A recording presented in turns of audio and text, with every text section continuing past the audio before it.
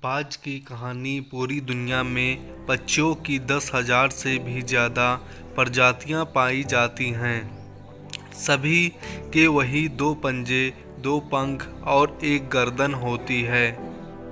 लेकिन इन्हीं में से एक ऐसा पंछी है जिसकी एक अलग ही पहचान है, जो आसमान का सीना चीर के हजारों मीटर ऊपर 120 किलोमीटर घंटे की रफ्तार से उड़ता है, जो खुद के कई गुना अधिक वजन के शिकार को भी अपने पंजों पे दबोचकर उड़ जाता है और इसीलिए उसे पंछियों का राजा कहा जाता है, जिसे हम बाज के नाम से जानते हैं। और एक बाज इतना ऊंचा मुकाम हासिल करता है अपनी ट्रेनिंग और अपनी पुनर्जन्म की वजह से। अगर आप भी इस दुनिया में एक मुकाम हासिल करना चाहते हैं तो एक बाज को बाज बनने का पूरा सफ़र आपको जानना बहुत ज़रूरी है, क्योंकि 25 से 30 की उम्र तक आने के बाद भी लोगों को रिस्क लेने से डर लगता है। लेकिन एक बाज की जीवन की शुरुआत ही रिस्क से होती है। जिस उम्र में बाकी पंछियों के बच्चे सिर्फ ची ची करना सीखते हैं, उस उम्र में एक मादा बाज अपने बच्चों को पंजों में दबोचकर हजारों मीटर आसमान की ऊंचाइयों में उड़ जाता है, उसे ये बताने के लिए कि तेरा जन्म आसमान का सीना चीर के सबसे ऊपर उड़ने के लिए हुआ है, तेरा नाम पंछियों का बादशाह बनने के लिए हुआ है। जमीन से हजारों मीटर ऊपर ले जाकर मादा बाज अपने पंजों से उसे छोड़ देती है और यहीं से शुरू होती है उसकी हाई रिस्क ट्रेनिंग।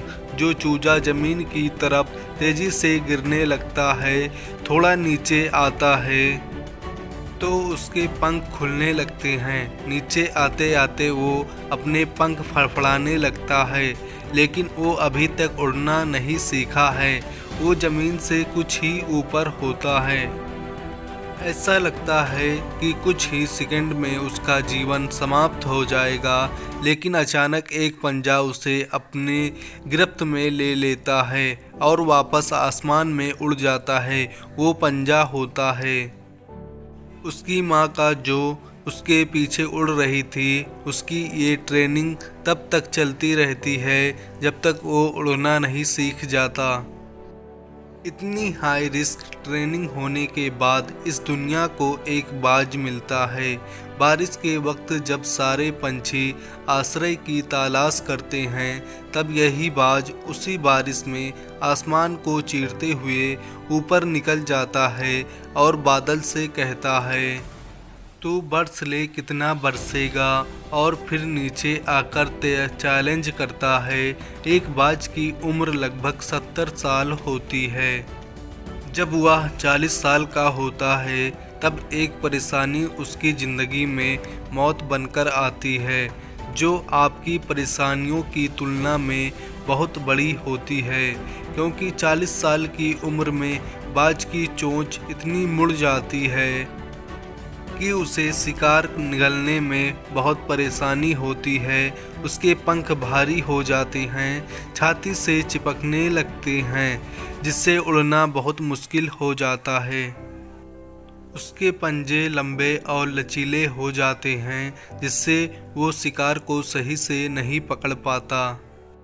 अब उस बाज के पास सिर्फ 3 रास्ते होते हैं। एक, वो अपने शरीर त्याग सकता है। दूसरा, गिद्ध की तरह छोड़े हुए भोजन पे निर्भर हो जाए। 3, सबसे कठिन और पीड़ादायक रास्ता, अपने आप को पुनः स्थापित का, फिर से आसमान का सीना चीर कर उड़ने का। और वो इसी तीसरे रास्ते को चुनता है और अपने पास के सबसे ऊंची चोटी पे पहुंच जाता है। वहाँ पर अपना घोंसला बनाता है और फिर शुरू होता है परेशानियों का जड़ से उखाड़कर आसमान में उड़ने का सफ़र।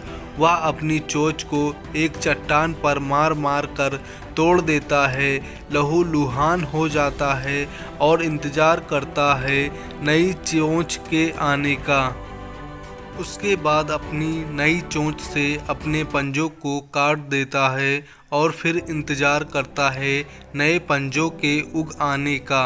उसके बाद वह अपने एक एक पंख को अपने शरीर से अलग करता है और फिर इंतज़ार करता है नए पंख उग आने का, और इस प्रक्रिया में उसे समय लगता है पूरे 5 महीने का।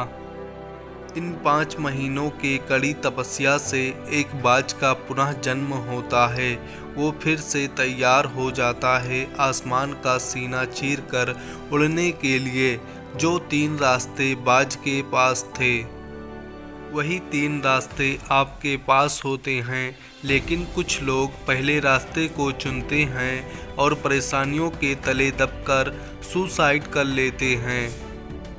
ज़्यादातर लोग दूसरे रास्ते को चुनते हैं। वो परेशानियों का बोझ पड़ते ही अपने लक्ष्य को छोड़कर एक नॉर्मल लाइफ जीने लगते हैं, और कुछ लोग भी होते हैं जो इस परेशानियों को लात मारकर अपनी मेहनत के दम पर बाज की तरह आसमान की बुलंदियों को छूते हैं।